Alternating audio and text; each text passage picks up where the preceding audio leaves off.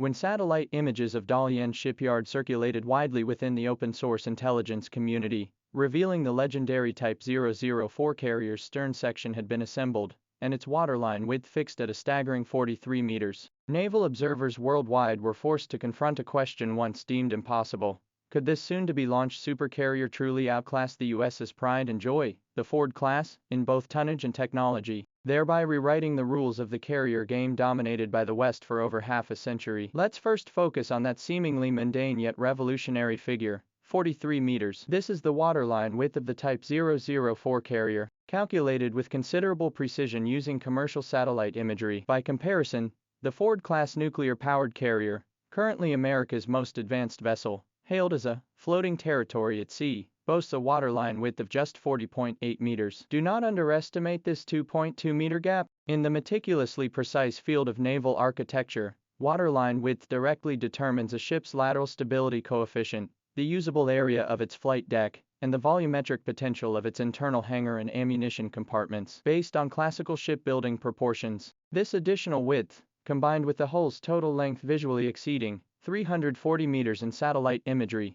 suggests that if scaled proportionally, this colossal vessel's full load displacement could very well surpass the 120,000-ton threshold, once considered the ultimate limit of human shipbuilding. This represents more than a numerical milestone. Should these projections materialize, the vessel under construction at Dalian Shipyard would not merely be China's first nuclear-powered aircraft carrier, but the largest aircraft carrier ever built in human history, nearly 20,000 tons heavier than the Ford class, the symbol of American global maritime supremacy. The expanded deck space afforded by this scale would allow for significantly more flexible aircraft operations and carry unprecedented levels of ammunition and fuel, fundamentally transforming the vessel's operational endurance and strike intensity. Of course, as a longtime enthusiast of open-source intelligence analysis, who scours satellite imagery of global shipyards, and a veteran who's cut my teeth in this field, I know full well that displacement is never the sole measure of combat capability, or even the most critical one. What truly determines whether this colossus is bloated or genuinely formidable lies beneath its massive hull, the underlying logic and the beating heart within. The most striking feature of the Type 004 is undoubtedly its propulsion system. The latest high-resolution satellite imagery clearly reveals two massive, square, enclosed compartments in the ship's midsection, featuring double or even triple-layered shielding structures. Their layout distinctly differs from the massive, ship-spanning exhaust ducts and engine rooms typical of conventionally powered carriers. Instead, they closely match the reactor containment structures found on US and French nuclear-powered carriers. The specialized geometric shapes and reinforced structures designed to withstand nuclear radiation have all but confirmed years of speculation. This is the Chinese Navy's first nuclear-powered aircraft carrier. Nuclear propulsion offers more than just the legendary, endless range, touted by military enthusiasts, the ability to circle the globe for decades on a single refueling. Its true revolutionary advantage lies in the power revolution it enables. Why is electricity so crucial? Because the core combat capability of modern carriers has shifted from the aircraft themselves to how efficiently and sustainably they can be launched. The Type 004 carrier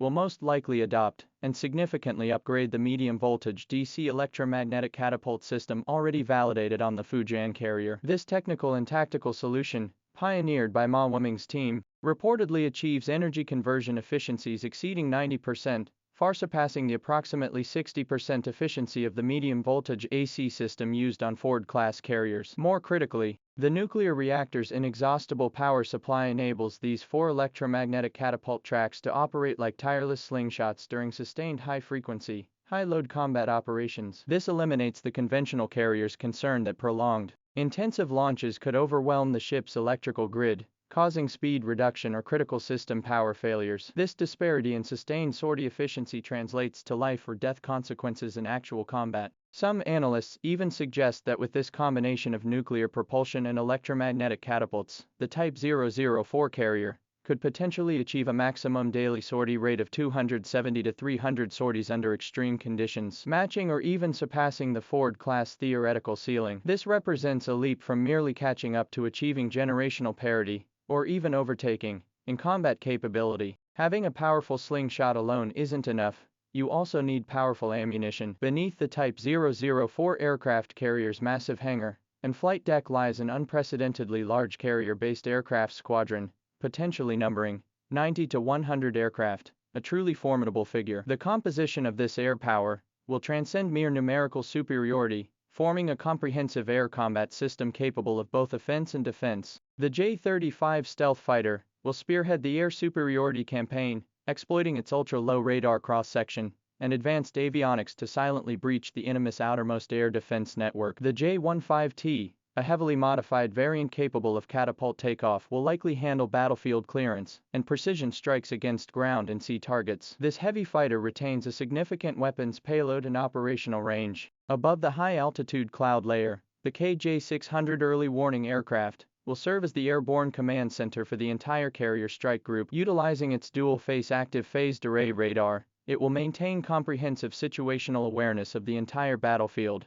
and coordinate the actions of all combat units. Some even propose a more radical view. The J-50 or similar 6th-generation carrier-based fighter concept models, frequently spotted by aviation enthusiasts in recent photos, with their maximum takeoff weight exceeding 40 tons and distinctive stealth tailless configuration, appear specifically engineered for deep integration with the Type 004's 120,000-ton supercarrier platform. Should such a cross-generation pairing materialize, the Type 004 carrier strike group's strike radius, battlefield survivability, and tactical flexibility would establish an insurmountable gap over all current carriers, creating an asymmetric operational advantage. Returning to the core question, can it truly outclass the Ford class? Judging solely by hardware specifications and technical metrics, the answer appears to lean toward affirmative. The Type 004 not only boasts greater overall size, but also holds a late mover advantage and inherent theoretical superiority in the engineering stability of its electromagnetic catapult technology. The Ford-class much-touted yet frequently malfunctioning electromagnetic catapult system pales in comparison to China's simpler, more efficient, and higher fault tolerance medium-voltage DC solution. Moreover,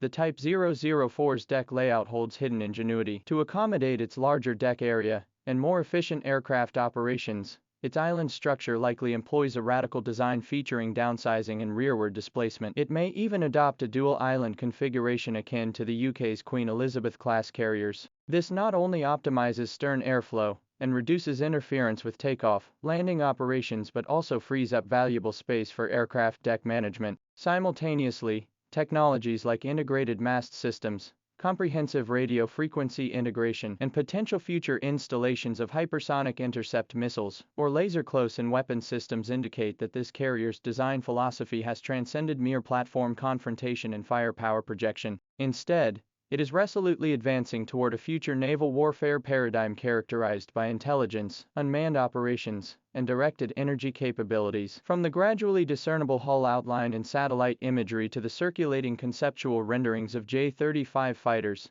KJ-600 airborne early warning aircraft, and even the J-50 on online forums, the Type 004 carrier is evolving from a distant vision into cold steel reality. At its current astonishing construction pace, this colossal vessel is highly likely to be launched around 2027, complete all-sea trials by approximately 2030, and enter active service. By then, the vast Pacific will no longer witness only the solitary prowess of nuclear-powered behemoths under the stars and stripes. This 120,000-ton behemoth from Dalian will carry revolutionary technological concepts and combat systems, formally ushering in a new chapter in the global maritime geopolitical landscape. As for whether it can truly outclass the Ford-class carriers, perhaps only when they engage in simulated combat under complex electromagnetic conditions on the open seas will we witness the ultimate, most authentic battlefield validation.